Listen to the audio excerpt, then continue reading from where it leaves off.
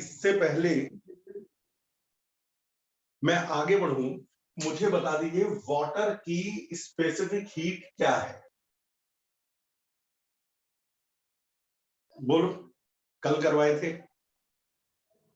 Water की 1 calorie पर Celsius पर ग्राम पर डिग्री सेल्सियस। आइस की 80 और कैलोरी ग्राम पर डिग्री सेल्सियस। स्टीम, आइस और स्टीम दोनों की एक ही है, 1/2 कैलोरी पर gram degree Celsius. Latent heat ice की क्या है? तो जवाब है 80 कैलोरी पर ग्राम। और लेटेंट हीट ऑफ स्टीम क्या है? तो जवाब है 540 कैलोरी पर ग्राम। इनके मीनिंग क्या है एक बार मैं आपको समझा देता हूं। इसका मतलब है 1 ग्राम वाटर को 1 डिग्री गर्म करने के लिए 1 कैलोरी लेता है। 1 ग्राम आइस या 1 ग्राम स्टीम 1 डिग्री हीटअप होने के लिए 1/2 कैलोरी लेता है। 1 ग्राम आइस मेल्ट होने के लिए 80 कैलोरी लेती है। और 1 gram steam, sorry 1 gram water steam बनने के लिए 540 कैलोरी लेता है। यदि आप 1 ग्राम पानी 100 डिग्री का पूरी तरह से स्टीम में बदलना चाहते हो तो आपको 540 कैलोरी देने पड़ेंगे। ये बहुत बड़ी एनर्जी है, बहुत बड़ी। 1 ग्राम पानी पूरी तरह से स्टीम में बदल जाए तो 540 कैलोरी 540 कैलोरी लेगा। और उल्टा यदि 1 ग्राम स्टीम वाटर में बदल जाए तो 540 कैलोरी देगा। मान लो हमारा बॉडी टेम्परेचर 40 डिग्री सेल्सियस है, हमारा बॉडी टेम्परेचर 40 डिग्री सेल्सियस है। एक क्वेश्चन पूछा जाता है हमारे लिए क्या खतरनाक है, 100 डिग्री का वाटर या 100 डिग्री की स्टीम? तो मैं उसे एक एग्जाम्पल से समझाऊंगा। मान लो ये एग्जाम्पल नंबर 1, किसी आदमी का हाथ है, इतना बड़ा हाथ है, 40 डिग्री सेल्सियस पे मान लेते हैं, 37 पॉइंट समथिंग होता है, 40 मान लेते हैं। उसके हाथ पर 100 डिग्री सेल्सियस का 1 ग्राम पानी, 1 ग्राम वाटर गिर गया तो वाटर कितनी हीट हमारे हैंड को देगा? वाटर का टेम्परेचर 100 से घट के 40 आएगा। कई बच्चे कहेंगे कि हमारे हैंड का टेम्परेचर भी तो बढ़ जाएगा। बेटा हमारा हाथ बहुत बड़ा है, एक आध ग्राम पानी गिरने से पूरी बॉडी के टेम्परेचर पे कोई खास फर्क नहीं पड़ेगा। हाँ, जिस हिस्से पे पानी गिरेगा वो जल जाएगा, लेकिन पूरे हाथ पर कोई खास फर्क नहीं पड़ेगा। दूसरा, हमें अपने हैंड की स्पेसिफिक हीट भी नहीं पता, तो ये एक रफ एस्टिमेशन। किसी आदमी के हाथ पर पानी गिर गया 1 ग्राम, तो वो पानी हमारे हाथ को कितनी हीट देगा? तो 100 डिग्री का पानी ठंडा होकर 40 डिग्री पे आएगा, टेम्परेचर बदल रहा है तो mc डेल्टा टी, मास है 1 ग्राम, स्पेसिफिक हीट है 1 कैलोरी पर ग्राम डिग्री सेल्सियस, और डेल्टा टी 100 से घट के 40 होगा तो 60 डिग्री सेल्सियस। तो ये हो गया 60 कैलोरी, यानी हमारे हाथ को 60 कैलोरी मिलेगी और 60 कैलोरी हमारे हाथ को जलाएंगी। लेकिन यदि मेरे बेटा उसी आदमी के हाथ पर जो 40 डिग्री का हमारे बॉडी टेम्परेचर है, मैंने 40 माना है, मैं बार बार कह रहा हूं 40 करेक्ट नहीं है, तो 40 डिग्री के हैंड पर यदि 1 ग्राम स्टीम टकरा जाए 100 डिग्री वाली, तो वो स्टीम हमारे हाथ को कितने कैलोरी से जलाएगी? स्टीम 2 बार हीट देगी। पहले 100 डिग्री की स्टीम ठंडी होके 100 डिग्री का वाटर बनेगी और हमारे बॉडी को हीट देगी। फिर 100 डिग्री का वाटर 40 डिग्री का वाटर बनेगा और फिर हमारे हाथ को हीट देगा। स्टीम, वाटर से स्टीम बनने में हीट लेती है और स्टीम से वाटर बनने में हीट देती है। हमारे हाथ को हीट देगी। पानी गर्म होने में हीट लेता है और 100 डिग्री से 40 डिग्री तक ठंडा हो गया तो हीट देगा, तो वो हमारे हैंड को हीट देगा। तो हमारे हाथ को दो हीट मिलेंगी, स्टीम से वाटर बनने में जो हीट निकली प्लस वाटर के कूल होने में जो हीट निकली, ये दोनों हीट हमारे हाथ को मिलेंगी। तो टोटल हीट कितनी हो गई? स्टीम से वाटर बनने में तो ml और वाटर के कूल होने में mc डेल्टा टी। तो मास है 1 ग्राम, लेटेंट हीट ऑफ स्टीम है 540 प्लस m है 1 ग्राम, वाटर की स्पेसिफिक हीट, क्योंकि अब तो पानी ठंडा हो रहा है ना, तो 1 कैलोरी पर ग्राम पर डिग्री सेल्सियस। डेल्टा टी 100 से गिर के 40 आ गया तो 60 डिग्री सेल्सियस, तो ये आ गया 600 कैलोरी। मेरे हैंड को 600 कैलोरी से जलन होगी, यानी 100 डिग्री का खौलता पानी मेरे हाथ पे गिर जाए तो हर ग्राम 60 कैलोरी से जलाता है। लेकिन यदि मेरे हाथ पर 100 डिग्री की स्टीम टकरा जाए तो हर ग्राम 600 कैलोरी से जलाती है, यानी स्टीम वाटर से 10 गुना ज्यादा हीट दे रही है। 10 गुना, 10 टाइम्स। उतना ही खौलता पानी गिर जाए कम खतरनाक है, उतनी ही स्टीम टकरा जाए ज्यादा खतरनाक है।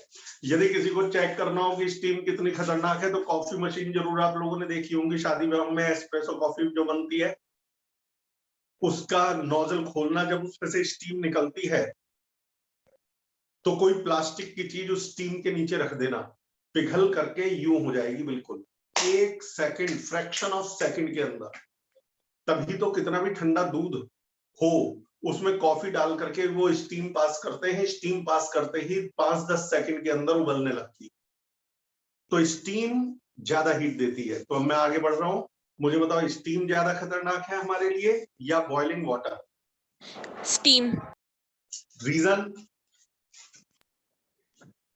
क्योंकि 10 गुना ज्यादा देती है। स्टीम जो है वो पहले वाटर बनने में हीट देती है और वाटर कूल होता है फिर हीट देती है, यानी ये डबल हीट, मतलब 2 बार हीट देती है। अब आगे देखिए, मेरे से कहा गया, अब 2-4 न्यूमेरिकल आज इसी पर बेस्ड करेंगे। मेरे से कहा गया कि यदि 10 ग्राम वाटर 0 डिग्री सेल्सियस पर और 1 ग्राम स्टीम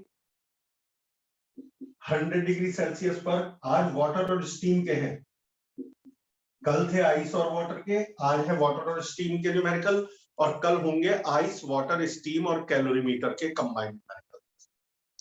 यदि ये दोनों मिला दे तो फाइनल टेम्परेचर क्या होगा? क्या सारी स्टीम खत्म हो जाएगी, पानी बन जाएगी? क्या होगा? तो इसमें भी रफ कैलकुलेशन पहले जरूर करनी है कल की तरह से। ये हिसाब लगाओ कि ये पानी 100 डिग्री तक गर्म होने में कितनी हीट लेगा। तो जवाब है heat taken by water mc delta T, क्योंकि मैं ये पता लगा रहा हूं कि यदि ये पानी 100 डिग्री तक गर्म हो गया, 0 से 100 डिग्री तक गर्म हो गया तो कितनी हीट लेगा। फिर मैं हिसाब लगाऊंगा स्टीम उतनी हीट दे भी पाएगी या नहीं। mc डेल्टा टी, मास है 10 ग्राम, वाटर की स्पेसिफिक हीट है 1 और डेल्टा टी है 100, तो 1000 कैलोरी लेगा। अब क्वेश्चन आता है, क्या 1 ग्राम स्टीम वाटर बनने में 1000 कैलोरी दे पाएगी? तो जवाब है नहीं। 1 ग्राम स्टीम वाटर बनने में 540 कैलोरी दे पाएगी, यानी सारा पानी 100 डिग्री तक गर्म नहीं हो सकता। मेरी रफ कैलकुलेशन ने बता दिया कि सारा पानी 100 डिग्री तक गर्म नहीं हो सकता, क्योंकि 10 ग्राम पानी को 100 डिग्री तक जाने के लिए 1000 कैलोरी चाहिए, और 1000 कैलोरी, ये 100 क्यों लिखा? डेल्टा टी है, शुरू में टेम्परेचर था 0, बाद में है 100, तो डेल्टा टी हो गया 100 माइनस 0, तो ये आ गया 1000। जबकि 1 ग्राम स्टीम पानी बनने में सिर्फ 540 कैलोरी देती है। तो स्टीम के पास इतनी हीट नहीं है कि सारे पानी को 100 डिग्री तक गर्म कर सके। मैं समझ गया 100 डिग्री तक नहीं तो 100 और 0 के बीच में किसी टेम्परेचर तक पहुंचेगा। वो टेम्परेचर है मान लो T डिग्री। ये 0 से बढ़ के हुआ T और ये 100 से घट के हुआ T। तो अब यहां चेंज हो जाएगा। पानी को T डिग्री तक गर्म होना है, 0 से T डिग्री तक गर्म होना है, तो कितनी हीट लेगा? mc delta T. मास है 10 ग्राम, C है 1 और डेल्टा टी 0 से बढ़ के T डिग्री तक आया तो 100 माइनस T। तो ये आ गया 1000 माइनस 10T। इतनी हीट, इतने कैलोरी ये लेगा।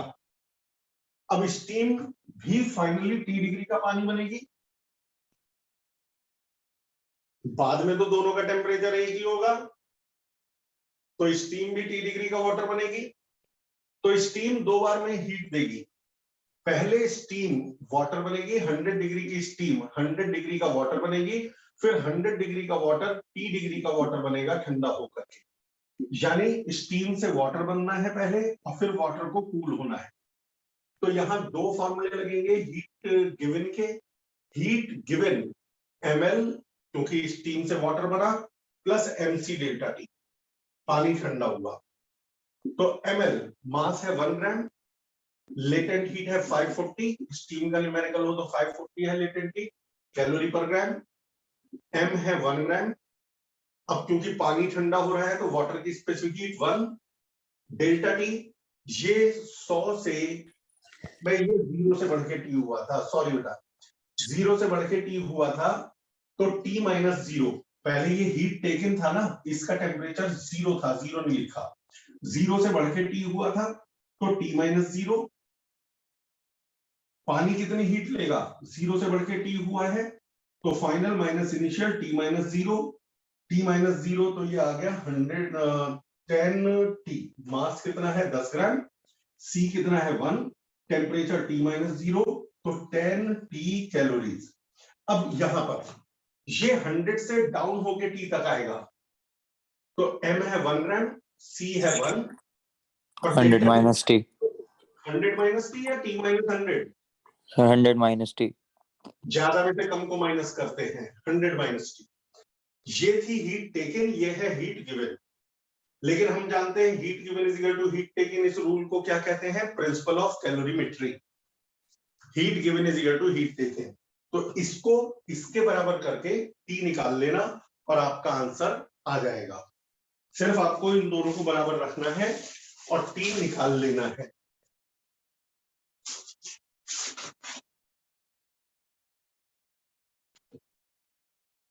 अगला, अच्छा ये कुछ सारे स्कूल्स में अधिकतर में तो हीट आ रहा है अगले एग्जाम में।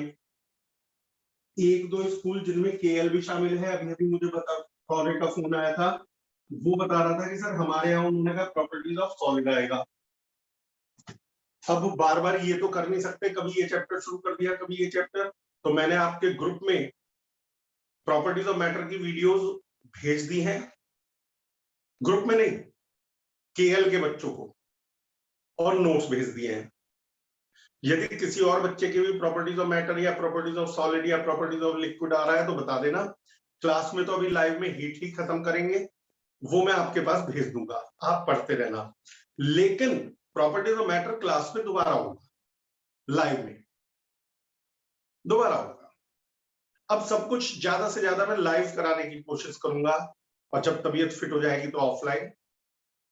लेकिन आपको मैं बता चुका हूं कि यदि आ रहा है तो 2 ही तरीके हैं, या तो छोड़ दे, कह दे कि सर नहीं करवा रहे, या फिर फिलहाल वीडियो देख करके तैयार कर।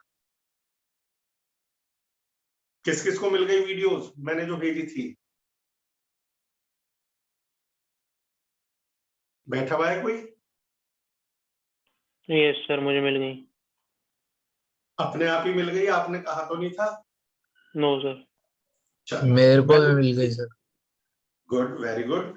तो करना शुरू कर देना। सारा चैप्टर नहीं आएगा, सारी प्लेलिस्ट नहीं है, जो जो टॉपिक सर स्कूल में कहे वो टॉपिक पढ़ लेना। मैंने तो पूरा चैप्टर ही भेज दिया है। अगला क्वेश्चन, अच्छा हम लोग रफ में पहले कैलकुलेशन कर लेते हैं अंदाजा लगा लेते हैं कि सारा स्टीम कंडेंस होगा भी या नहीं होगा।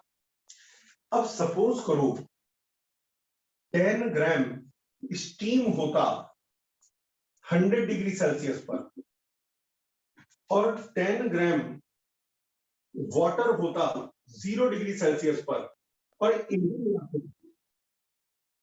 इन्हें मिलाते तो फाइनल टेम्परेचर क्या होगा।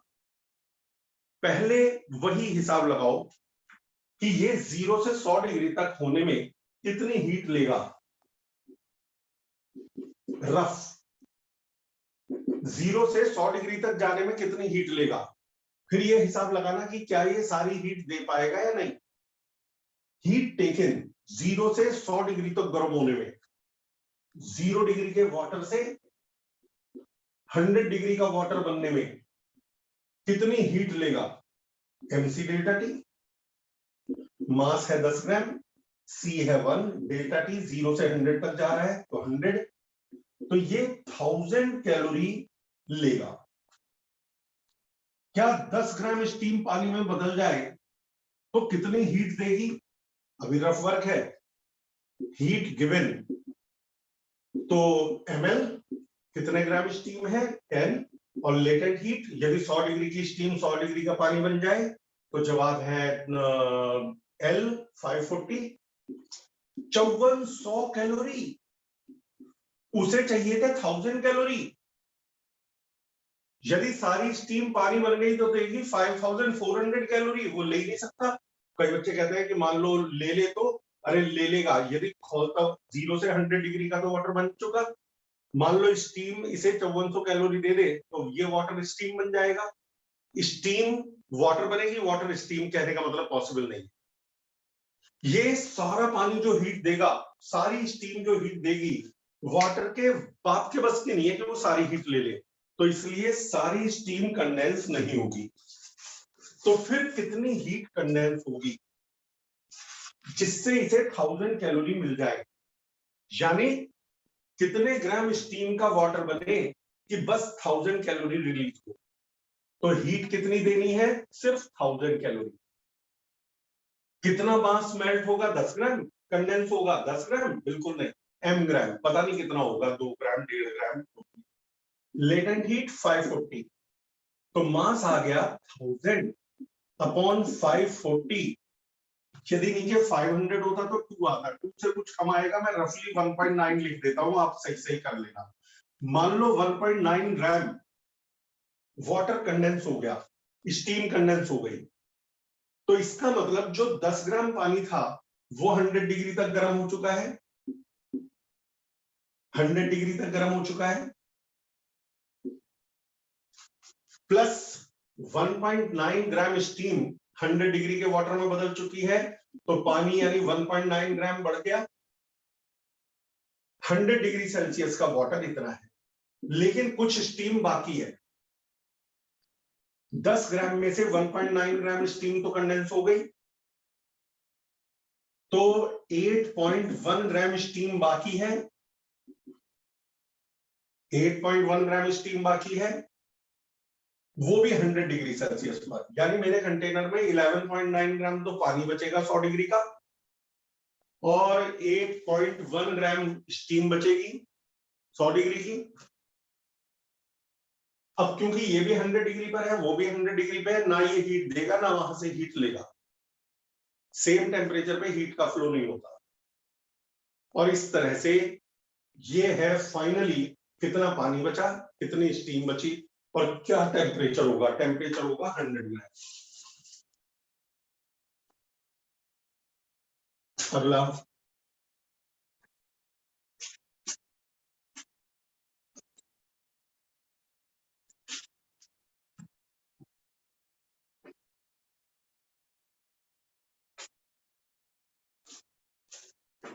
समझ में भी आ रहा है या मैं बोल ही जा रहा हूं बस, है बच्चों? आ रहा है सर समझ में। पूरा पक्का क्लियर हो रहा है ना कि मैं क्या कहना चाह रहा हूं? यस पहले सर। कैसे वो रफ कैलकुलेशन करते हैं वो समझ गए, वो क्यों करते हैं, उससे हमें ये आइडिया हो जाता है कि जो स्टीम हीट देगी क्या सारी हीट वाटर ले भी पाएगा।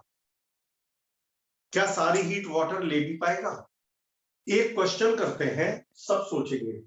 मान लो 1 ग्राम आइस 0 डिग्री और 1 ग्राम स्टीम